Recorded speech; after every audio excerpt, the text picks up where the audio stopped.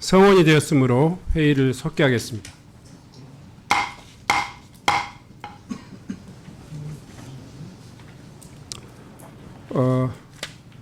윤건영 의원님 질의해 주시기 바랍니다. 예, 구로의 윤건영입니다. 차관님께 질의하겠습니다. 네, 차관입니다.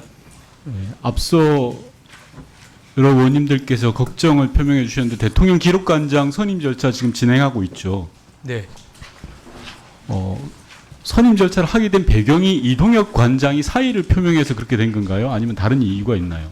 예, 곧 정년입니다. 예, 그러면 PPT를 올려주시면 재임 기간이 14개월 만에 지금 사임하시는 거 알고 계시죠?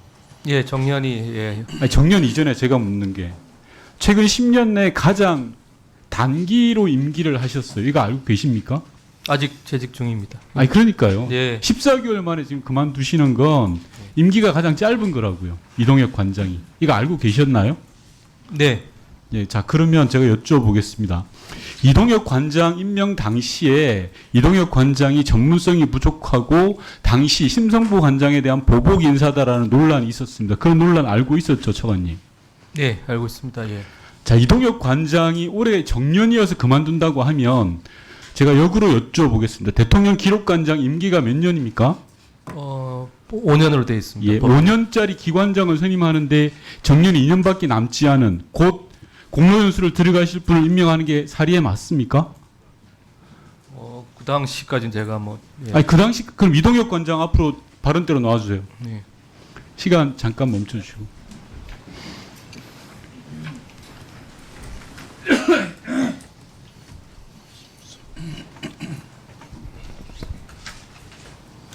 네, 대통령 기록관장입니다. 예, 관장님. 네. 사의를 직접 표명하신 거 맞으시죠? 네, 맞습니다. 자, 그러면 2년 지금부터 14개월 전에 5년짜리 기록관장에 어플라이를 하시면서 2년 후에 공로연수로 가실 거라고 생각하셨으면 그 이야기 밝히신 적 있습니까? 그때 당시에는 그 전까지는 못했습니다. 그 무슨 무책임한 말씀입니까? 5년짜리 기관장을 맡겠다는 분이 2년 후에 공로연수 정년이 돌아와서 공로연수 간다는 걸 인추위나 인사혁신이나 모두 다 알고 있었어요. 그때 당시 논란도 됐고요. 왜 이제 와서 다른 소리를 합니까? 저는 그때는 그때까지는 못했고 통상적으로 공무원들은 1년 전에 공연수를 들어가기 때문에 자, 좋습니다. 네. 그러면 올해 당연히 그만둘 걸 가정하고 그때도 어플라이를 하셨다는 거잖아요. 맞죠? 어플라이보다가는 어쨌든 1년 전에 지원을 하신 하겠다는 거잖아요. 생각을 하고 그때. 있었습니다. 아니 2년 전에 14개월 전에 지원하셨을 때 공로연수를 그만두실 분이 지원하신 거잖아요. 1년 반 이후 있으면 그만두실 분이 차관님께 다시 여쭙게요. 5년짜리 기관장 인사를 이렇게 해도 됩니까? 당시에 보복 인사라는 논란이 있으면서도. 일반직 공무원의 경우에는 상한 연령이 60세까지입니다. 예, 임기는 5년으로 별도로 있고요. 이분의 경우에는 60세까지입니다. 아니 그러니까 그런 논란을 당시에도 알고 있으면서도 보복 인사를 감행하신 거잖아요. 그거 인정하세요? 심성보 예. 그분에 대해서는 아니 지금 있는 이동혁 관장 인사 자체가 저는 문제가 있었다고 이야기하는데 그걸 인정하시냐고요. 글쎄 그렇게 판단하기는 좀 적절치 않은 것 같습니다. 왜요? 기관장 임기가 5년인데 14개월 만에 그만두시면서 본인은 공로연수 가시겠다고 하시면서 인사관계법령상 60세까지 쉬어서 예. 아니 그러니까 잘못된 인사 첫 매듭이 잘못 꼬여 있으니까 지금 이 문제가 드러난다라는 걸 지적하는 겁니다, 차관님. 예. 이동혁 관장한테 여쭙겠습니다. 네. 김건희 여사와 관련된 디올백 기록물로 지정되어 있습니까? 저희가 지금은 확인하기 어렵습니다. 자, 오늘 업무 보고에 앞서 오늘 현안지에 앞서서 용산 대통령실의 기록물 상황 현황을 현장 점검하셨다고 했죠. 네, 현장 점검했습니다. 자, 그러면 22년에 수령한 거라면 당시의 생산 기록물 현황에 보고되어야 되는 거 맞죠, 관장님? 지금 맞습니까, 아닙니까? 기록물로 관리된다면 그렇게 하는 게 아니, 맞는 기록물로 것 관리된다면이 아니라 그렇게 발표를 했잖아요, 용산에서. 같습니다. 용산에 어떤 말 했는지 제가 잘 모르겠습니다. 아니, 관장님은 대통령 기록관 관장이에요. 용산에서 그런 발언을 한 걸 모른다는 게 말이 됩니까? 논란이 되고 세상을 뜨뜻하게 한 디올백인데 그 디올백이 생산 현황에 보고돼 있어야 되고 이관 목록에 들어가 있어야 되는 게 당연한 거 아닙니까? 선물이라고 하고 기록물로 등록을 했다면. 참고로 말씀드리면 저희가 매년 참고가 아니라 확인을 했냐고요, 아니, 관장님. 통보를 받는 거 생산 현황 통보 받을 때는 숫자만 통보를 받습니다. 아니 그러니까요. 그 네. 숫자가 제가 저번에 상임위에서 말씀드렸다고 했잖아요. 그 숫자에 디올백이 빠져 있었는데 이번에 가서 보니까 채워져 있더냐 이걸 묻는 거 아닙니까? 개별적인 사항까지 확인하지 못했습니다. 자, 좋습니다. 그러면 최근에 논란이 되고 있는 소위 말해서 건진 목걸이라고 하는 게 있습니다. 다이아 목걸이. 이게 언론 보도에 따르면 2022년도에 수령한 걸로 되어 있습니다. 이게 대통령 기록 선물로 받은 거면 기록물이죠, 관장님. 그 부분은 제가 답변드리기 좀 어렵습니다. 답변 드리기 왜 곤란합니까? 선물로 받으면 기록물이 맞죠. 제가 구체적 사실을 선물로 확인할 받았는지 수 없는 사실을 부분이기 묻는 게 때문에 아니라 선물로 받았으면 기록물이 맞냐고 묻는 겁니다. 기록관장이 그걸 답변을 못하면 어떡합니까? 영부인이 다이아 목걸이를 받았다. 그리고 그 선물로 받았다. 그럼 그 기록물 맞냐고 묻는 겁니다. 의원님 죄송하지만 첫 번째는 제가 구체적 사실을 확인할 수가 없고 두 번째는 그 특정 물건이 기록물인지 여부는 생산기관에서 판단할 사안입니다. 자, 제가 다시 물어볼게요. 그러니까 기록관장은 지금 아무런 전문성이 없는 겁니다. 대통령이 받은 선물은 그 자체로 기록물로 등재가 되어야 됩니다. 그리고 기록물 등재에 대한 주체 책임은 당연히 생산기관이 있죠. 그리고 그걸 점검하는 건 바로 그 자리에 계신 기록관장이 할 일이라는 거예요. 본인이 해야 될 일을 모르고 그 자리에 서 있습니까, 지금? 차관께 여쭤보겠습니다. 앞서 의원들이 의사진행 발언을 통해서 대통령 기록물에 대해서 현장 점검이 부실하다라는 우려를 표명했습니다. 저는 방금 기록관장의 대답의 태도와 내용을 봐도 대단히 부실할 걸로 우려됩니다. 내란에 관한 기록들이 멸실되거나 고의적으로 은폐됐을 수 있는 가능성이 대단히 농후하다고 생각하는데 이런 와중에 굳이 대통령 기록관장을 선임해야 합니까? 차관님? 어쨌든 관련 법령에 따라 절차가 진행됐습니다만 여러 주신 의견들에 대해서 제가 굉장히 깊이 고민하고 있습니다. 자, 선임하시겠습니까, 차관님? 그 사실은 국가공무원법이나 인사관계 법령에 따라서 제가 이 자리에서 말씀드리는 건 적절치 않고요. 일단 굉장히 숙고하고 있다는 말씀드립니다. 자, 차관님 여지까지 최근 10년 동안 기록관장이 그만두고 그 다음 관장이 임명될 때 최소 5, 6개월이 걸렸습니다. 이번엔 왜 한두 달 만에 이렇게 졸속으로 날치기로 하려고 합니까? 그것도 문제가 많은 인사에. 기록계에서는 저분은 정말 문제가 많다라고 지적하는 사람 아닙니까? 그 논란도 다 알고 계실 거 아닙니까? 뭐 이럴 숙고하고 있습니다. 충분히. 예. 반드시 임명해서는 안 된다고 생각합니다. 이거 알박기 인사를 떠나는 거죠. 대통령 기록물을 멸시하고 은닉하고 폐기하려는 그런 차원의 문제이기 때문입니다.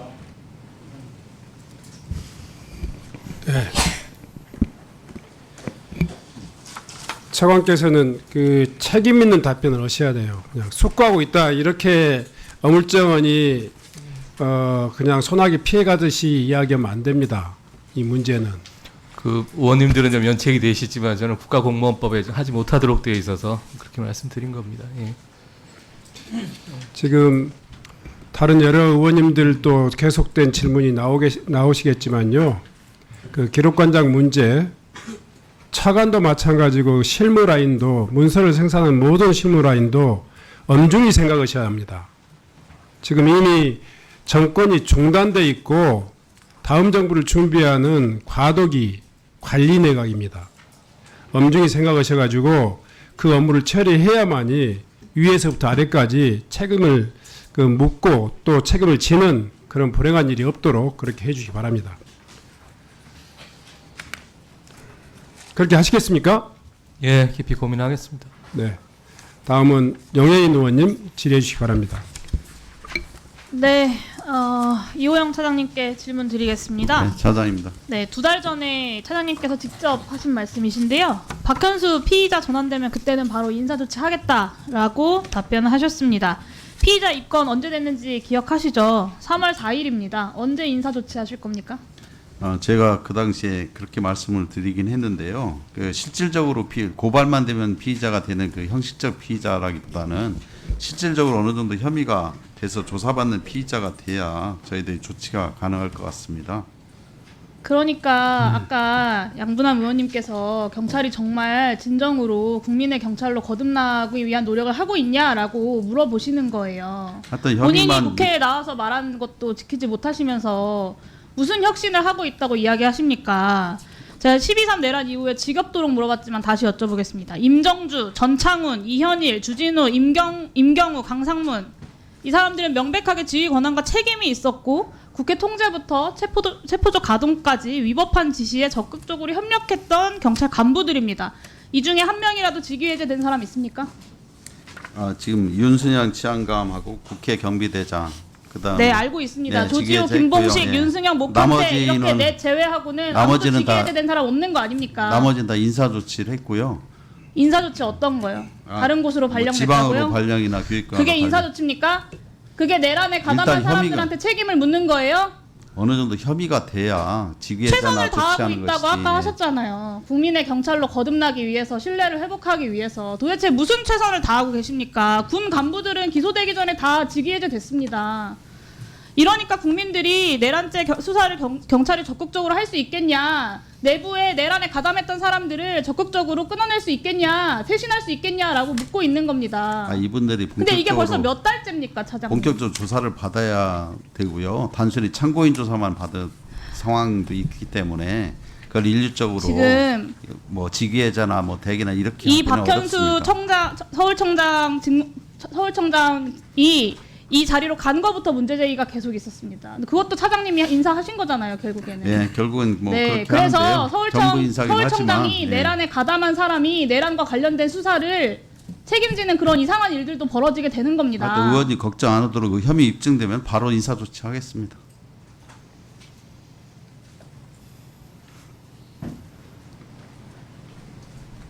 본인이 국회에 나와서 이야기한 것도 너무나 손쉽게 말을 바꾸고, 제가 아까 군과도 비교된다고 말씀드렸는데 여전히 구체적인 혐의 이야기하시는 것을 보니 경찰이 정말 아직도 쇄신할 길이 멀었다라는 생각이 듭니다. 박형수 직무대리가 경찰에서 현재 대통령실 압수수색 영장 벌써 6번째 발부 받았습니다. 근데 내란의 핵심 증거인 비아폰 서버가 아직도 확보가 안 되고 있어요. 경찰이 영장을 발부를 받았지만 적극적으로 압수수색에 나서지 않고 있는 이유는 무엇입니까? 일단 그 대통령실하고 경호처에서 그 압수수색을 불승인했기 때문에 저희들이 집행을 못 하고 있는 걸로 알고 네. 있습니다. 법원이 그걸 몰라서 영장을 발부해 줬을까요? 뭐 충분히 알고 법원도 있지만 형사소송법을 알고서 형사소송법상 승인을 받도록 돼 네, 있어서 경찰도 그렇습니다. 법원도 형사소송법을 몰라서 발부해 준 게 아니죠, 경찰에게. 국가의 중대한 이익을 해하는 경우에만 책임자가 압수수색 승낙을 거부할 수 있다라고 규정을 하고 있습니다. 그럼에도 불구하고 압수수색 영장이 나왔다는 건 이 사안이 국가의 이익을, 중대한 이익을 해하는 경우에 해당하지 않는다고 법원은 보고 있는 겁니다. 그 판단을 1차적으로 법원이 한 거예요. 형사소송법보다 위에 있는 것이 헌법상의 상권분립의 원칙 아닙니까? 법원이 발부한 영장의 집행이 이루어지지 못하는 지금의 상황 자체가 저는 일종의 위헌 상황이다라고 판단합니다. 경호처의 유권 해석이 사법부의 판단보다 우위에 있을 수 있습니까?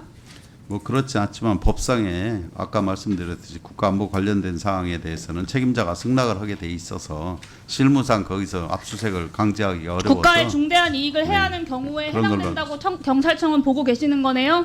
아니, 저희들이 보고 안 보고 문제가 아니라요. 그쪽에서 승인이 돼야 아니요. 됩니다. 그 형사소송법상 말씀하신 내용에도 국가의 중대한 이익을 해하는 경우에만 압수수색의 승낙을 거부할 수 있다라고 되어 있잖아요. 근데 거기에 순순히 불승낙 사유서 하나 받아와가지고 우리는 이거 불승낙 사유서 받았기 때문에 어쩔 수 없다라고 하는 건 압수수색 영장 거부가 국가의 중대한 이익을 해하는 경우다라고 경찰도 동의하신다는 의미죠. 뭐 동의하는 건 100% 동의하는 건 아니고요. 그쪽에서 책임자가 그러니까요. 그러니까 국가안보에, 포기하고 압수수색 포기하고 소득 없이 빈손으로 돌아올 것이 아니라 압수수색 집행 방해하는 경호처 직원들 공무집행 방해로 체포하고 비아폰 서버 확보하기 위한 노력을 하셨어야 되는 거 아닙니까? 근데 그래서 지금 경호처하고 지금 협의를 통해서 일부 수사에 그 필요한 협의도 벌써 자료를 몇 받기로 했습니다. 차례입니까? 이미 제출에 협조할 거다 경호처가라는 근거 네, 없는 그렇습니다. 믿음을 가지고 아니, 근거 지금 없는 그렇게 믿음이죠. 협의하고 있습니다. 이미 제출하는 대통령실에 것으로 일주일 넘게 협의하고 경찰이 있습니다. 지금 시간을 벌어주고 있는 것 아닙니까? 뭐 그런 건 아닙니다. 이거는 명백하게 원칙에 어긋나는 소극적인 영장 집행이고요. 증거인멸 시도를 용납하고 용인하는 봐주기 수사라고 볼 수밖에 없습니다. 압수수색 영장 기간 이달 말까지 남아있지 않습니까? 네. 이번 주 내로 신속하게 영장 집행하고 비아폰 서버 확보하십시오. 그렇게 하시겠습니까? 하여튼 국수본에 전달하고요. 가급적이면 저희들이 필요한 자료를 받도록 신속하게 협의든 압수수색 집행이든 조치하도록 검토하겠습니다. 저는 정말 너무 답답합니다. 내란에 가담했던 경찰 간부들은 끝까지 품고 가겠다. 내란 수계 혐의를 입증한 핵심 증거들은 가능한 한 늦게 확보하겠다. 이게 경찰의 수장이 국회에 나와서 할 이야기는 저는 아니라고 생각하고요. 뭐 제가- 대선 이후에 경찰을 쇄신하고 내란 세력들을 청산하는 과정에서 이호영 차장도 반드시 책임을 지셔야 할 겁니다. 행안부 차관님 네, 질문 차관입니다. 드리겠습니다.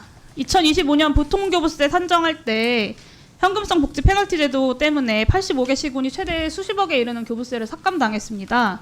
이 관리 미흡과 모호한 분류 기준으로 억울하게 페널티를 받은 지자체도 상당수가 됩니다. 저는 이 다수의 지자체에서 페널티를 아예 폐지해야 된다라는 목소리도 나오고 있는 것으로 알고 있고, 애초에 이 페널티를 만들 때 제가 한 2년, 3년 전부터 계속해서 반드시 문제가 될 것이다라고 지적을 했던 내용입니다. 애초에 현금성 복지를 할지 말지는 지방정부의 고유의 권한이고, 지자체의 복지 정책을 검열하고 불이익을 주겠다라고 하는 것 자체가 어불성설이에요. 제도 도입 초기에 지자체 52곳 중에 3곳 빼고 모두가 다 반대 의견 제출했던 거 알고 계시죠? 예. 근데 그럼에도 불구하고 이렇게 강행한 이유가 무엇입니까? 재정의 지속 가능성도 고려했습니다. 지정의 지속 가능성을 고민하는 정부가 그렇게 부담스러워하고 해소 펌프 내고 합니까? 저는 야당 대표의 대표적인 정책에 대한 견제, 정권의 입김 말고는 설명할 수 없다고 생각합니다. 애초에 현금성 복지 페널티는 청년 기본소득 같은 풀뿌리 국정복지 정책 위축시키려는 어떤 의도 말고는 아무런 정책적 효과가 없어요. 합리성도 없습니다. 그리고 실제로 피해를 보고 있는 지자체들도 많고, 그 지자체의 피해는 결국 그 지역의 주민들에게 돌아가게 되는 겁니다. 저는 새로운 정부에서 현금성 복지 페널티 제도 반드시 폐지해야 된다고 보는데 차관님 의견은 어떠십니까? 고민해 보겠습니다. 덧붙여서 억울하게 페널티를 받은 지자체는 구제할 필요가 있다라고 저는 생각이 들고, 이 통계목 오르는 건지 재정적으로 좀 부탁드리고요. 전문 결과를 바탕으로 보통교부세 산정하는 것까지 책임자가 어떤 형태의 서면 뭐 교부세 산정은 어쨌든 여러 예산 절차에 따른 것인데 아마 어려움이 있는 것으로 제가 알고는 있습니다. 검토를 부탁드린다고 누구 이름으로 네. 거절한 거예요? 감사합니다. 네, 수고하셨습니다. 다음은 존경하는 조은희 의원님 질의해 주시기 바랍니다. 네, 서울 서초 갑을 지역구로 든 좋은 사람 조은희 의원입니다.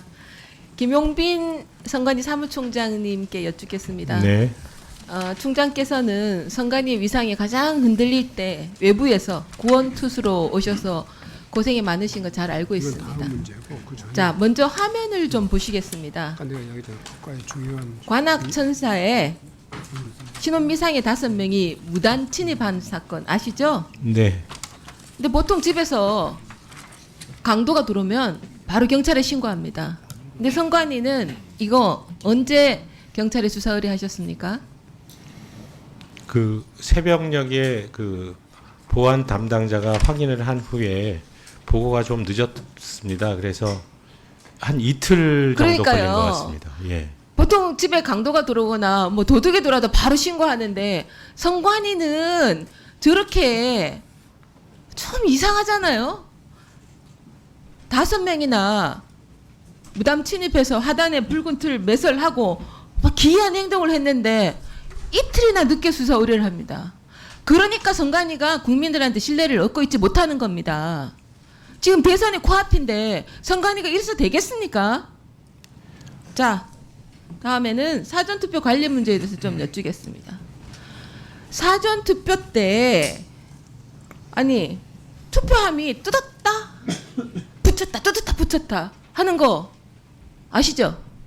근데 이게 공직선거법이 아니고 규칙입니다. 규칙 86조 10항에 네. 의거해서 이 규칙 이런 것 때문에 선관위가 일 열심히 하고도 국민들한테 혼나는 겁니다. 예. 이거 없애겠습니까? 예, 실질적으로는 일반 조항이 아니라 예외적인 그 특수 상황을 마련한 조항인데요. 실질적으로 사용을 안 하는 것이고 그래서 지금 오해의 소지가 있다 그래서 없애겠습니까? 안 없애겠습니까? 예, 바로 지금 없애기로 해서 바로 이번 달에 알겠습니다. 정리하겠습니다. 잘하셨습니다. 예. 다음에 또 화면 좀 보시겠습니다.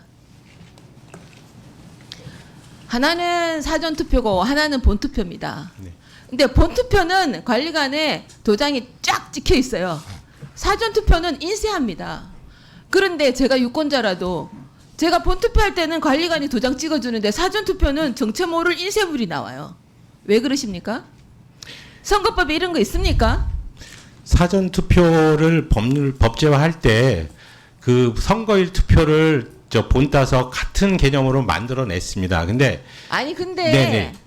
이게 시행 규칙이지 않습니까? 네, 그런 왜 과정에서 법에 정해지지 않고 규칙 선관위가 이렇게 해서 실질적으로는 말하자면 아니 제가 투표하는 게 우리 김종양 의원이 투표하시면 인쇄된 투표지에 하고 제가 투표하면 도장 딱 찍힌데 하고 이거 불공평하지 않습니까? 왜 안 고치십니까? 불공평한 부분이 아니고요. 실제적으로 실행이 사실상은 어렵고 불가능하게 됩니다. 왜 불가능한데요? 지금 저희들이 그 22대 국선과 관련해서도 제가 몇 번 말씀드렸는데요. 빨리빨리 대답하십시오. 네네네. 뻔한 지금, 대답 아닙니까? 사전 투표 관리관 도장을 하나만 가지고 사용할 수 있는 게 아니고요. 제대로 투표하기 위해서는 그 인쇄 발급기마다 개인 지적해가지고 하는 쭉 건데 지금 네. 총장님은요 대통령이 탄핵당해서 이것 때문에 선관위가 군인들이 주르륵 오고 했지 않습니까? 그런 일을 겪고도 지금 1년 전하고 똑같은 말씀을 하세요. 지금 절차를 아니, 지금 바꿔가지고 어렵다. 예 편리하지 않다 이런 말씀이잖아요. 편리하지 않은 정도가 아니라 그동안 1년 동안 뭐 했습니까? 예, 선거 총선 관리- 전에도 이 얘기 했거든요. 선거 관리를 제대로 하기 위해서는 여러 가지 그러면 법으로 정해달라 그러시죠? 예 그러면 맞습니다. 본투표도 이거를 규칙을 아니, 규칙 조항을 총장님, 법으로 옮겨야 돼. 본투표도 그럼 인쇄하도록 하라 그러시죠? 그런 뜻이 아니라 사전 투표는 기본적으로 제도가 선거일 투표하고는 다릅니다. 따라서 지금 현행 총장님 그렇게 규정으로는 말씀하시니까 국민들이 선관위를 신뢰 못하는 겁니다. 한 번이라도 노력해 보신 적 있으세요?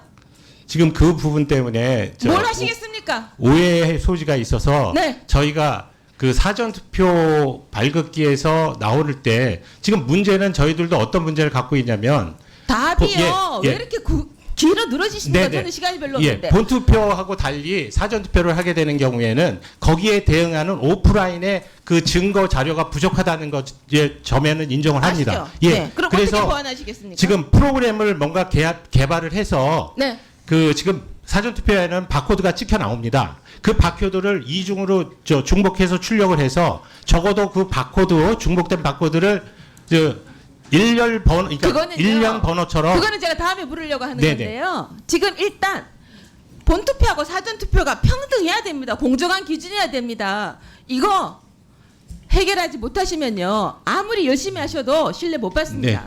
그다음에 판사도 하셨죠. 근데 부동산 관련 소송이 있어요.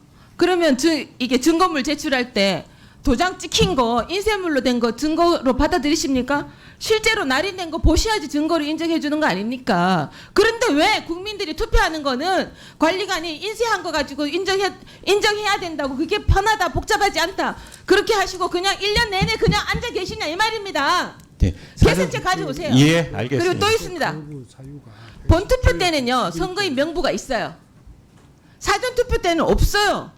A씨가 있는지 B씨가 있는지 없어요. 근데 그 사상 비밀이 아니면 공무 주민등록증 뭐 이렇게 스캔해서 서브에 있잖아요. 그런데 본투표처럼 사전투표도 왜 투표한 사람이 누가 했다는 거 그거를 오프라인에서 증거로 남기지 않습니까? 그건 왜 안 하시죠? 그 내용에 대해서도 지금 검토 중입니다. 다만 지금 프로그램을 개발해야 되는 내용이 있어서 지금 그러면요 원하시는 제가 대신 부분대로 네. 프로그램 개발한다는 거 제가 인정하기 어렵지만 그렇다 치고 네. 그러면 사전투표지의 것을 선관위 중앙 서버로 갈 때요 그 당일날 투표한 사람들 거 USB로 보관할 수 있습니까 없습니까? 꼬리표 붙여서 문제는 각 사전 투표소에서는 그 보안 관계 때문에 그거 압니다. 예, 지금 그 정보는 안 대답하신 거 되고요. 뻔해요. 예, 그 정보는 안 되고요. 네. 중앙 서버에서 각 사전 투표소 별 사전 투표사 그 명단을 USB로 출력할 수 있는지는 저희들이 검토를 해보겠습니다. 근데 검토해서? 과연 근데 그게 왜 필요한지는 잘 모르겠어요. 그래야지 지금 총장님께서 단위별로 1시간별로 투표 인수를 하겠다는데 네네. 그것도 못 믿겠다는 국민들이 있어서 제가 이렇게 예, 더욱더 국민들이 신뢰할 수 있는 방안을 조금 더 모색해 보겠습니다. 네. 네, 수고하셨습니다. 다음은 박정현 의원님 질의해 주시기 바랍니다. 네, 대전 대덕구 박정현 의원입니다. 그 앞서서 추경 예산 얘기할 때 하긴 했어야 되는데 그냥 넘어갈 수가 없어서 우리 고기동 차관께 지역화폐 예산 네, 관련해서 차관입니다. 얘기를 안 할 수가 없어서 합니다. 행안부 업무 중에 지역경제 활성화를 지원하는 업무가 있죠. 네, 있습니다. 예, 그 업무가 있는데 왜 지역화폐 예산은 안 만드십니까? 뭐 어쨌든 재정 관련된 사항이어서 이번에 반영은 안 돼 있습니다. 그 말이 안 되죠. 지금 행안부가 민생을 살리기 위한 노력을 열심히 해야 되는데 지금 안 하고 있다는 반증이고요. 실제로 지역 경제를 활성화하는데 가장 효과적인 방안 중에 하나가 지역화폐라는 것은 인정하시죠? 예, 아직 뭐 여러 가지 논의가 있는 것으로 알고 있습니다. 본인이 그 지역화폐를 그 주동하고 하셨던 분이 그렇게 말씀하시면 안 되죠. 예. 다양한 데이터에 의해서 지역화폐가 효과가 있다는 것이 이미 입증이 되어 있는 거고요. 근데 저는 지역화폐 예산을 추경에 반영하고자 하는 노력을 행안부가 아무것도 하지 않은 것에 대해서 심히 유감입니다. 그래서 행안부가 이렇게 손 놓고 있는 사이에 지난 11월부터 2달 사이에 자영업자 폐업률이 20만 명이 넘었어요. 이 정부 들어와서 자영업자가 120만 명이 폐업을 했습니다. 그리고 자영업자 빚이 지금 얼마인 줄 아십니까? 빚이 얼마인 줄 아십니까? 네, 제가 정확히는 1,000조입니다. 네. 예? 1,000조에 달하는 빚이 있고요. 네. 자영업자 2명 중 1명은 다중채무자입니다. 지금 정부는 민생 하면서 실제로 민생과 관련해서 아무 일도 안 한다고 생각할 수밖에 없습니다. 어떻게 생각하세요? 이번 필수 추경의 상당 부분은 자영업자의 걸로 편성이 되어 지금 있습니다. 필수 추경에 4조 3천억 정도 들어와 있죠. 예, 그렇습니다. 민생 예산으로. 근데 그 중에 실질적으로 소비 진작 예산은 1조 6천억밖에 없습니다. 대부분의 예산이 빚내서 빚 갚으라는 거고요. 이 소비 진작 예산 중에 상상페이 같은 경우는 소비자가 돈이 있어야지 이걸 사용하죠. 지금 현재 소비자는 돈이 없고 자영업자는 손님이 없어요. 이 악순환을 끊어주는 것이 실제 민생을 살리는 길입니다. 그렇게 생각하지 않습니까? 네, 그것도 하나의 방법이라 생각을 합니다. 네, 그러면 열심히 그거를 하도록 노력을 하셨어야죠. 이렇게 정부가 국민의 고통에 안일하게 대응하는 것에 대해서 도저히 묵과할 수가 없습니다. 그래서 저는 예결위 위원들께 일단 추경 심사 과정에서 지역화폐 예산을 최소 1조 원 정도는 증액해 주실 것을 좀 요청을 드리고요. 그리고 고기동 차관은 증액이 되면 이 부분에 대해서 적극 협조해 주시기 바랍니다. 예, 충분히 논의하겠습니다. 이호영 직무대행. 네, 차장입니다. 네. 선거 캠프에 여론조사 비용을 타인이 대납을 했어요. 이게 제가 되죠? 네, 지금 네. 법리 검토 국수본에 수사를 하고 있는 겁니다. 무슨 법리 검토를 하고 있어요? 선거 캠프 자료하고 여론조사 이런 걸 비용을 검토하면서- 대납한 게 법리 조사를 할 겁니까? 지금 국수본에서- 정치자금법이나 정치자금 부정수수 등에 관한 법에 이미 규정이 되어 있는데 왜 법리 검토를 합니까? 아니 관계 자료와 이런 거를 검토하고 있다는 것을 말씀드리려고 했던 사안입니다. 지금 뉴스타파 등 언론 보도 그리고 공익 제보자인 강혜경 씨에 의하면 홍준표 전 대구시장, 지금 국민의힘의 예비 대선 후보죠. 이분이 명태균 게이트에 깊숙이 개입되어 있는 것 같습니다. 언론 보도들 보셨죠? 네, 봤습니다. 공익 제보자 강혜경 씨에 의하면 21대 총선 때 홍준표 대구시장 관련 여론조사 비용을 박재기 전 경남개발공사 사장이 대납했다고 하고요. 또 최용희 전 대구시 공무원이 지난 대선 경선에서 지방선거까지 총 10차례 정도에 걸쳐서 미래한국연구소에 비공표 여론조사를 의뢰했고 이 여론조사 비용을 지인인 박기표 명의로 12차례에 걸쳐서 4,370만 원을 대납했다는 의혹이 있습니다. 이거 수사하셔야 되겠죠? 뭐 지금 국수본에서 그와 관련해서 여러 가지 고발인 조사나 관계 자료 분석하고 수사 중인 걸로 알고 있습니다. 지금 수사를 진행하고 있다는 건가요? 아니면 수사를 위해서 예비 조사를 지금 하고 있다는 건가요? 뭐 수사를 진행하고 있는 걸로 알고 있습니다. 자세한 내용은 제가 구체적으로 지휘를 하지 않아서 말씀드릴 수 없습니다. 당원 명부를 부정한 방법으로 취득해서 여론조사에 활용했다면 이게 어떤 죄에 해당합니까? 뭐 그것도 아마 법적 위반으로 보이긴 하지만 제가 그걸 뭐 입장 발표하기는 좀 그렇습니다. 국수본에서 발표하는 제가 지금 거니까. 누가 했다고 얘기도 안 하고 제가 수사를 하는 입장이 아닌데 사실만 의원님께서 얘기한 건데 당원 명부를 부정한 방법으로 취득해서 여론조사에서 활용하면 개인정보보호법에 위반되는 거죠. 지금 그 이호영 직무대행께서 그걸 모른다고 하시면 안 앞에 되죠. 내용하고 연결된 내용 아닙니까? 예. 아니 제가 지금 묻잖아요. 제 질문에 답하시면 되죠. 예? 아닙니까? 개인정보보호법에 위반되지 않습니까? 위반된다고 생각은 맞죠? 합니다. 예, 예. 근데 지금 앞서 언급한 그 여론조사 대납을 한 의혹이 있는 최용희 전 대구시 공무원이 당원 명부를 여론조사 업체에 넘기고 번호 섞기를 통해서 불복 여론조사를 의뢰했다는 정황이 있습니다. 이것도 언론 보도에 나온 거죠. 네. 알고 계시죠? 예, 네. 봤습니다. 지금 명태균 게이트 관련해서는 창원지검에서 조사했다가 중앙지검으로 왔다가 지금 다시 대구지검으로 갔다가 대구시경으로 지금 간 것 같아요. 이게 무슨 수건 돌리기도 아니고 지금 서울청이나 국수본에서는 지금 이 수사를 하고 있다는 말씀이신 거죠? 저희들이 그 대구지검에서 이송 접수한 게 올해 3월달, 3월달하고 2월달 정도 됩니다. 그래서 저희들이 이제 고발인 조사 뭐 거의 조사를 하고 있고요. 그 내용도 관계자료나 이런 거 상원지검에 서류를 요청해 놓은 상태입니다. 네. 지금 오늘 아침에 그 홍준표, 박재기, 최용휘, 박기표 등에 대한 고소장이 서울경찰청에 제출이 됐어요. 지금 최용희는 이미 도피하고 없습니다. 왜 해외에 나가서 아마 대선 끝나고 들어올 것처럼 이야기했다는데요. 저는 이미 조사를 하고 있었다면 이 사람들이 출국 금지를 먼저 시켜야 되는 거 아니에요? 뭐 저희들이 빨리 뭐 출국시켰으면 좋았겠지만 좀 네, 검찰과 협의하는 과정에 출국 금지를 못했다고 들었어요.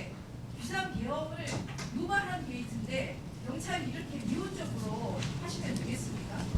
그러니까 경찰이 지금 욕을 먹는 거잖아요. 뭐- 아까 이호영 차장께서 국민의 경찰이 되겠다고 말씀하셨는데 말씀을 하시는 게 아니라 행동을 하셔야 되는 거 아닙니까? 그 구체적인 수사는 법과 절차에 따라 국수단에서 하는 거고요. 그 일단은 아까 그 말씀드린 수사를 지금 국민들은 속도감 있는 수사를 요구하고 있습니다. 뭐 그렇게 전하도록 하겠습니다. 수사 제대로 해주시기 바랍니다. 네. 나머지 분들도 출국 금지 반드시 바로 시키십시오. 네, 국수본에 그렇게 전달하도록 하겠습니다. 예, 수고하셨습니다. 다음은 존경하는 김성애 의원님 질의해 주시기 바랍니다. 네, 고양갑 김성애입니다. 진화위 위원장님께 몇 가지 질문 좀 드려보겠습니다. 네. 윤석열 정부 출범 이후에 진화위가 이승만 정권 등이 벌인 우리 군경의 민간인 학살을 감추려고 하고 북한에 의한 민간인 학살 위조 과거사 정리를 시도하는 등 낡은 이념 전쟁의 천병 역할을 했다라는 세간의 평가에 대해서는 어떻게 보십니까? 그런 사실이 없습니다. 네, 그런 사실이 없다라고 부인하시니까 제가 통계를 가지고 한번 말씀드려보도록 하겠습니다. 조사 종료 기간이 한 달 정도 남았죠. 이게 진화의 실적을 한번 보시죠. 자, 적대 세력 사건 같은 경우는 진상 규명률이 75%에 달합니다. 그러니까 적대 세력이라고 하면 소위 말해 인민군이라고 쉽게 생각하면 되겠죠. 예, 적군에 의한 사건 같은 경우는 진상 규명률이 75%인데 군경 사건 어떻죠? 보시는 대로 53%. 예, 형편없이 낮은 수준입니다. 그러니까 지금 뭐 그런 일이 없다라고 하시지만 몰려든 사건 중에서 진화위가 어떻게 다루고 있는지를 그대로 보여주고 있고요. 두 번째, 유형별 미종결 사건의 비율도 한번 보도록 하겠습니다. 미종결 사건이라면 아직 종결이 안 난 사건을 이야기하는 것인데요. 군경 사건, 즉 우리나라의 군인과 경찰에 의해서 저질러진 사건의 미종결 사건 비율은 22%에 달하는 반면 적대 세력 사건은 5%로 매우 작습니다. 자, 군경 사건이 지금 보시는 것처럼 매우 비율에서 차이가 나는 것만으로 놓고 봐도 이기 진화위에서는 굉장히 한쪽으로 몰아서 지금 사건을 처리하고 있다라는 평가가 과학적으로 입증이 된 것 같은데 어떻게 평가하십니까? 저는 온 지 이제 5개월이 됐는데요. 지금 의원님께서 말씀하신 이 통계는 전체 통계 속에서 보셔야 될 것 같습니다. 다시 말씀드리면 군경에 의한 희생 사건은 통계 신청 건수 자체가 굉장히 많습니다. 반면에 군경에 의한 건수는 그러니까 굉장히 많고요. 그다음에 적대 세력에 의한 거는 적습니다. 그 신청된 건수 자체가요. 그러니까 제가 드리는 말씀인 거죠. 예. 예, 이 그러니까 문제를 사건이 많이 접수된 쪽은 어떻게 해야 될까요? 인원을 더 제가 많이 배정해서 처리율을 맞춰야 되는데 맞추지 않은 것이 문제라는 지적을 드리는 것이죠. 그게 아니고요. 제가 조금만 더 설명을 해드리면 군경에 의한 건수는 입증하기가 굉장히 쉽습니다. 처벌자, 그러니까 처형자 명부가 있고요. 여러 가지 다각적인 법무부에서 나온 것도 있고 국방부에서 나온 것도 있고 자료가 많은데 이 적대 세력에 의해서 희생이 된 건들은 사실은 그것을 입증하기가 쉽지가 않은 상태입니다. 그리고 인원은 항상 똑같습니다. 저희 인원이 똑같고 건수는 아시다시피 전체 건수가 2만 건이 넘습니다. 1기 때는 1만 건 정도였어요. 그래서 신청 건수 자체가 2배가 넘어서 어떤 특정의 사건에 많은 사람 신청자가 있다고 해서 거기에 몰아줄 수 있는 상황이 아니고요. 이 들어온 건수로 보면은 사실은 3,000교육대 제가 좀 충분히 답변 드릴 시간 드린 것 같은데 조금 줄여서 그러니까 해주시면 상호 간의 토론이 가능하지 않을까요? 지금 거의 1분 넘게 혼자 말씀하시는데 그러니까 그 형제복지원이라든지 시간 충분히 들고 있는 것 같은데 그만하셨으면 좋겠는데요. 그러니까 어느 정도 건수가 이게 상대적으로 많은 건이 예. 아니어서 다른 부처에서 일하는 직원을 이쪽으로 옮길 수가 제가 짧은 없는 시간에 상황이라는 질문을 말씀을 하는데 드립니다. 어쨌든 발언 시간을 최대한 드리려고 하는데 이렇게 1분 30초 넘게 혼자 말씀을 하시면 제가 질을 드릴 시간이 없어서 토론이 좀 어렵다는 생각이 들고 제가 왜 그렇게 말씀드렸는지 한번 근거를 놓고 한번 이야기해 보겠습니다. 김광돈 전 위원장 했던 발언 보시면요.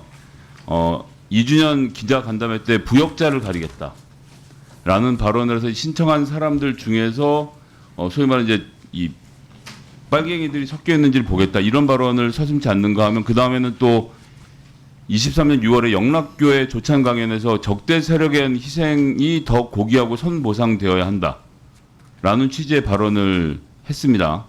군인과 경찰이 초래한 피해에 대해서 1인당 1억 3,200만 원 보상해 주는데 이런 부정의는 대한민국에서 처음 봤다. 이렇게 본인이 아주 편향된 시각을 갖고 있고요. 노근리 사건에 대해서는 뭐라고 하냐면 불법 희생이 아니라 전쟁 중에 부수적인 피해가 발생한 것이다. 이렇게 얘기를 하는가 하면 특히나 5.18에 대해서 북한이 개입했을 가능성이 있다. 이런 발언을 제가 질문한 데 했었는데 5.18 발언은 전 특히 충격적이었는데 위원장님 어떠십니까? 이렇게 발언을 하는 건 진화 위원장은 좀 부적절하지 않나요?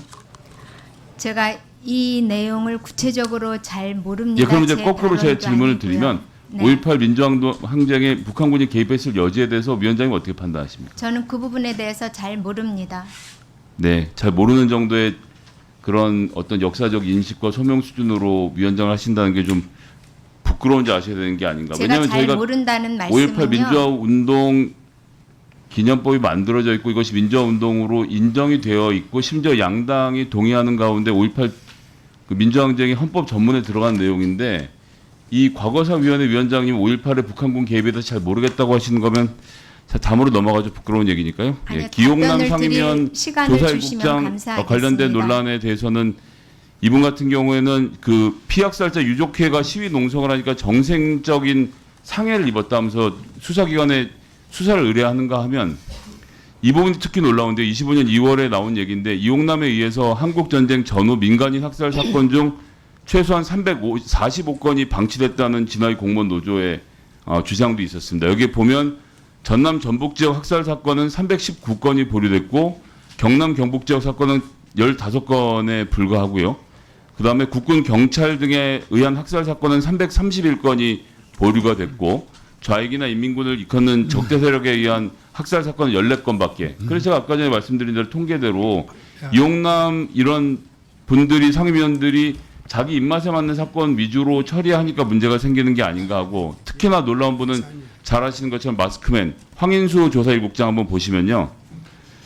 자, 재심 무죄를 받은 진도 가첩단 사건은 조작이 아니다라는 발언을 국정원 간부가 하는가 하면 또 이 희생자들 보상을 받기 위해서 거짓으로 말하는 사람이다라고까지 말을 하고 있습니다.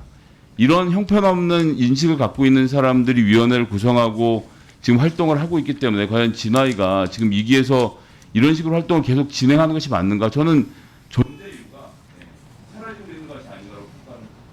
네. 위원님 늘 저희 위원회에 관심 가져주셔서 감사하고요. 제가 5.18에 대해서 그 부분은 제가 모른다라는 말씀은 5.18의 내용을 모른다는 것이 아니라 그 발언을 한 김광동 위원장이 어떤 의도로 그 전체적인 맥락을 제가 모르기 때문에 그 부분은 모른다라고 말씀을 드린 거고요. 그 다음에 이 북한이 개입했다라고 하는 주장에 대해서 위원장님의 역사적 인식을 여쭤본 것이고요. 그 부분에 대해서 답변을 불러하지 않아서 그런데 부끄러움이 알라고 하셨습니다. 그 부분에 대해서 제가 답을 꼭 드려야 될 것 같습니다. 김광동 위원장이 어떤 맥락에서 그런 말씀을 하셨는지는 제가 모른다라는 답변을 드린 거고요. 이용남 의원하고 잠깐만요.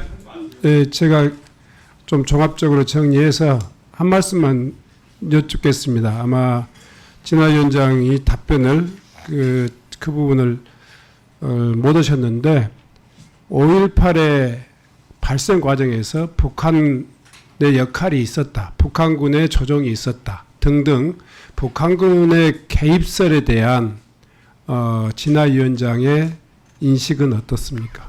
그 질문이라면 그 논란은 있지만 저는 확인하지 못했습니다. 뭔 말이야? 제가 모른다고요. 그 부분은. 자, 그런 논란 가격이 없다는 얘기를 한 거예요. 그런 논란이 있다는 거는 알지만 그 내용에 대해서는 모른다고요. 모르겠다는 발언을 하니까 그때의 역사 인식으로 여기 앉는 게 부끄러운다고 말씀드린 거라고요. 김 의원님.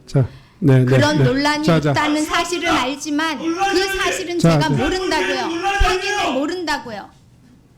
사실 여부를 모른다고요, 제가. 자.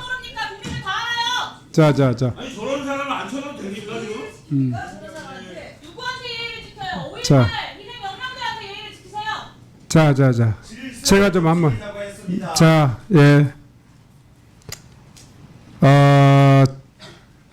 진실화해위원회 위원장으로서 5.18에 대한 역사적인 발생 배경이나 이 부분은 국가적으로 지금 헌법에만 담지 않았지 이미 그 명백하니 북한군 내부 소용이 아니라 국가의 우리 내부의 민주화 운동 과정에서 일어난 불행한 역사다.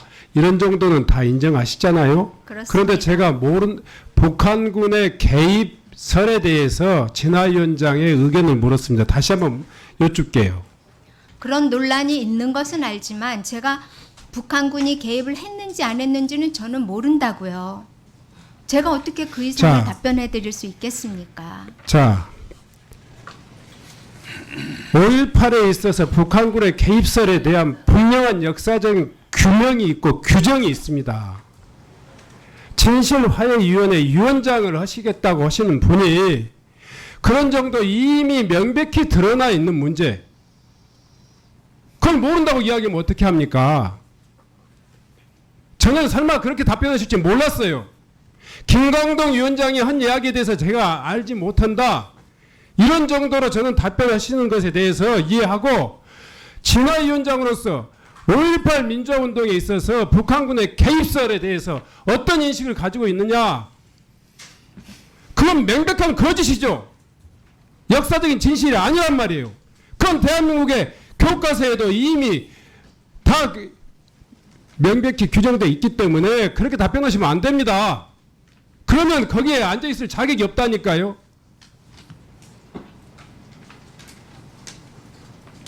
역사적 사실에 대해서 진화 위원장이 그 사실을 아직도 모르고 있다.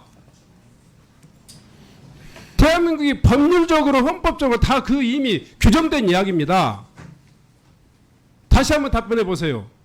답변은 일관되게 똑같습니다. 논란이 있는 자, 건 그만하세요. 알고 있습니다. 그만하세요. 제가 그 내용을 정확하게 논란이 정리됐다니까요. 정치적으로 법률적으로 다 정리된 역사적 사실을 가지고, 역사적 진실을 가지고 진화 위원장이 또 논란을 불러일으키고 있는 거예요. 왜 자초하십니까? 존경하는 위원장님, 5.18에 대해서 아직도 아직도 논란이 많이 있지 않습니까? 그 부분에 대해서 북한군의 개입설 그 문제에 부분에 대해서 이야기하는 거예요. 다시 묻겠습니다. 북한군의 개입설이 역사적 진실과 거리가 역사적 진실이 아니다. 이렇게 답변하세요. 그렇게 인정하십니까? 못 하십니까? 답변을 강요하시면 안 되고요. 저는 진화의 위원장이기 때문에 그래요. 아니 논란이 있다는 건 알지만 제가 그 사실에 대해서는 자. 모른다고요. 제가 모르는 것을 모른다고 자. 답변할. 자, 진화 위원장. 진화 위원장. 네. 잠깐만요. 다시 한번 묻겠습니다. 이건 여야를 막론하고 진보 보수를 이야기 막론하고 광주 민주화운동의 역사적인 가치라든가 그 의미라든가 이런 부분들은 정도를 달리할 수 있어요. 북한군의 개입설에 대한 부분은 이미 학문적으로 역사적으로 법률적으로 다 이미 종료된 문제입니다. 그 문제를 진실화해위원회 위원장이라신 분이 이 자리에서 그건 아직도 논란이 있기 때문에 저는 잘 모르겠습니다. 이렇게 이야기하면 안 되는 거라고 생각합니다. 그 문제에 대해서 다시 한번 답변을 기회를 드릴게요. 명확히 제가 분명히 이야기합니다. 광주 민주화운동에 있어서 이 북한군의 개입에 의해서 광주 민주화운동이 발생했다라는 류의 북한군 개입설에 대해서 어떻게 생각하십니까? 분명하게 말씀드립니다. 논란의 여지가 있고 그 문제가 아직도 우리 사회에서 논란 중인 거는 제가 잘 알고 있습니다. 그런데 그 부분에 대해서는 진실 여부를 제가 모른다고요. 자, 논란을 일으키는 거죠. 진실을 왜곡하고. 북한은 개입이 없었던 게 역사적 진실 아닙니까? 글쎄요. 저는 아까 이 질문의 출발이 지나간 위원장님, 전 위원장님의 발언에서부터 시작이 됐고 그리고 제1상임위원 그리고 자, 조용히 하세요. 제1국장에 대해서 자, 그만하세요. 하시다가 충분히 오일팔을 알아들었어요. 물으셨어요. 충분히 알아들었어요. 충분히 알아들었어요. 충분히 알아들었어요. 자, 제가요 참 윤석열 정권 불행하다라고 하는 것 중에 하나가 인사의 문제입니다. 최소한의 표준 자격이 있어야 돼요. 지금 진실화해위원회 위원장이 처음에도 그런 우려가 있어서 경고를 했고 또 오늘도 제가 이 인사를 시키면서도 최소한의 그런 역사인식에 대해서는 위원장이 갖춰야 될 기본이라고 생각해요. 근데 지속적으로 제가 답변의 기회를 드리고 완곡하니 말씀드린데도 그런 답변을 하신다면 그 자리에 계실 자격이 없어요. 퇴장해 주세요. 퇴장해 주세요. 퇴장 명령을 저한테 하실 수는 없는 것으로 압니다. 국회법상 지난번에 퇴장해 주세요. 강제 퇴장시키셨지만 그 퇴장해 권한 주세요. 위원장님께는 없습니다. 국회법상. 그리고 모르는 아니. 걸 모른다고 하는데 그것이 아니. 무엇이 문제입니까? 자, 모르면서 안다고 말할 수는 없는 거죠. 네. 최소한요. 네. 제가 먼저 이 청의하고 넘어가겠습니다. 아니요. 자, 국회법 제145조에 의해서 위원장은 이 회의장의 질서를 유지할 권한이 있습니다. 퇴장해 주시고요. 예. 퇴장해 주신 다음에 의사 진행 발언 드리겠습니다. 자, 국회 경위 나와서 저 퇴장시켜 주세요. 국회법 145조에 참고인을 자, 퇴장시킨 요것은 명령은 위원장에게 없습니다. 진화 위원장의 역사적 인식은 가만히 있으세요. 가만히 있으세요. 가만히 있으세요. 가만히 있으세요. 가만히 있으세요. 저는요 이 정도는 예 이만 의원님 잠깐 이만 의원님 저는요 지금 이 내용을 여러분들이 보셨으면 아니야.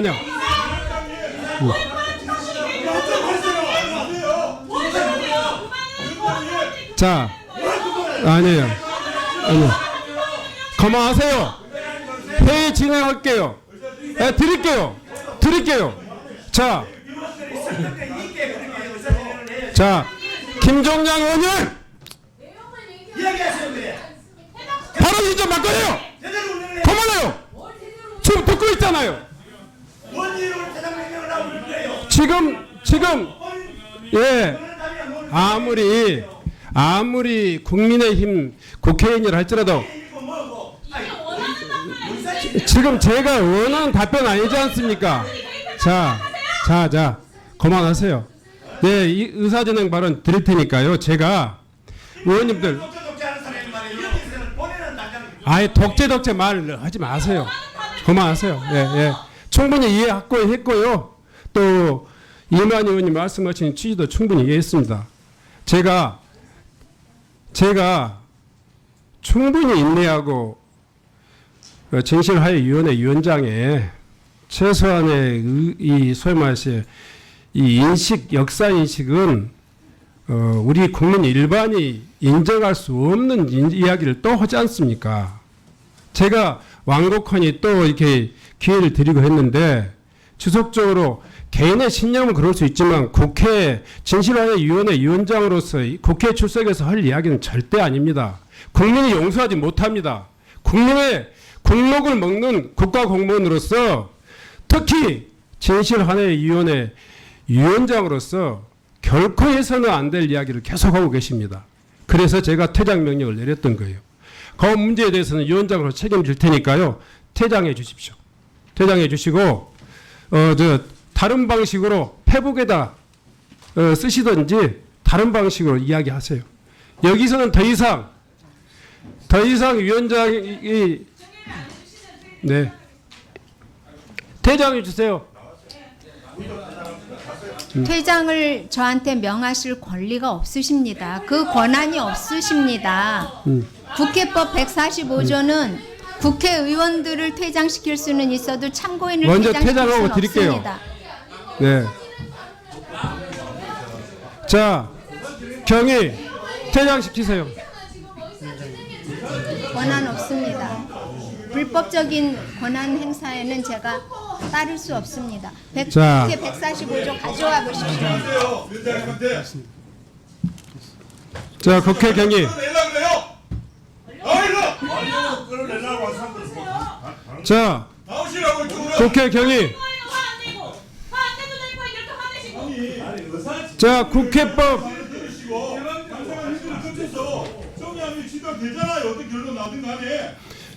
이만 의원님, 이 논란을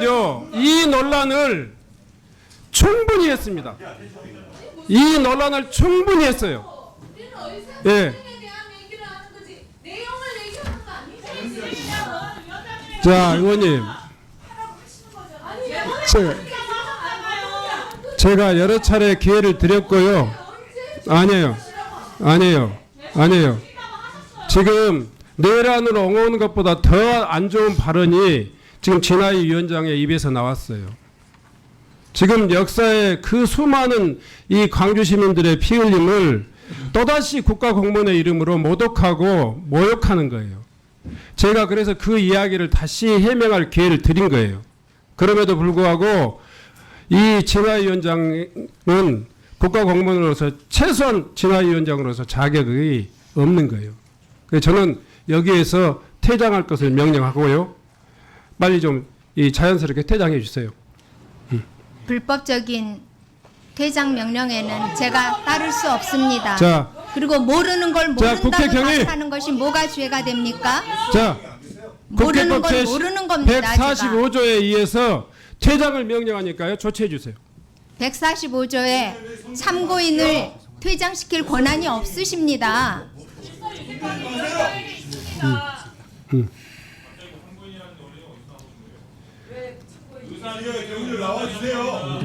위원장 명예 145조 가져오십시오. 자, 먼저 집행하세요. 책임을 제가 질 테니까. 아니요, 불법적인 명령에는 따를 수 없습니다. 145조하고요. 49조 1항. 지난번에도 145조에 따라서 저를 강제 퇴장시키셨기 때문에 제가 몇 번이고 읽어봤습니다. 저한테 자, 퇴장 명령을 하실 권한이 49조 1항. 없습니다. 아니요, 불법적인 명령에는 따를 수 없습니다. 제가 쫓아가서 나는 그 퇴장시키지 않는 걸 다행으로 생각하세요. 자, 49조 1항. 국회법 49조 1항. 그럼 145조에 의해서 퇴장을 명령합니다. 퇴장 명령 권한 없습니다. 그 자, 조문 국회 경위. 읽어보십시오.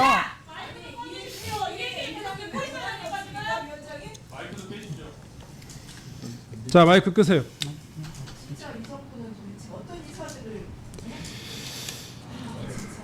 그게 정권에 무슨 도움이 됩니까? 개인의 심년이 모르니까. 그걸 모른다고 답변하면 안 된다고 말씀드리는 거예요. 마이크 꺼주세요. 마이크 꺼주세요.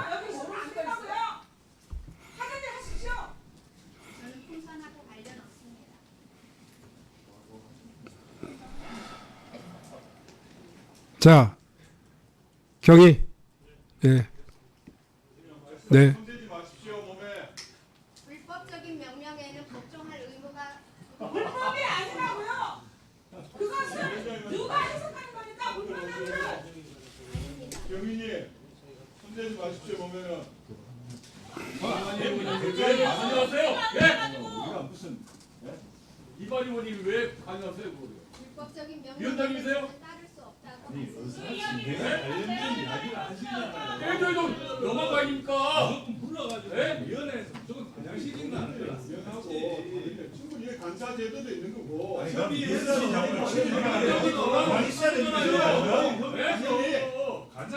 하셨다면은 나치가 민주주의자라고 하면 가만히 있어야 돼요.